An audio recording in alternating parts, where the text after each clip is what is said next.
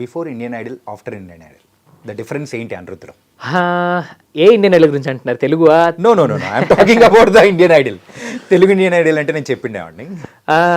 ఒకటండి, నేను మ్యూజిక్ని చూసే పర్స్పెక్టివ్ మారింది. ఓకే.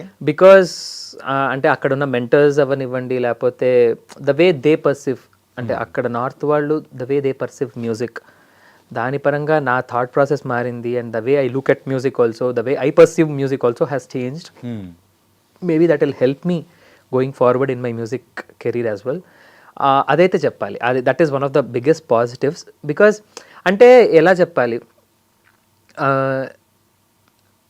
అంటే ఎక్స్ప్రెసివ్ సింగింగ్ ఇప్పుడు అక్కడ హిందీ పాటలు నేర్చుకుంటాం, కుమార్ సాన్ గారు అవనివ్వండి, లేకపోతే ఉదిత్ నారాయణ గారు అవనివ్వండి, కిషోర్ కుమార్ గారు, మొహమ్మద్ రఫీ గారు, వీళ్ళ పాటలన్నీ వింటున్నప్పుడు మెలోడీ సింపుల్గా ఉంటుంది.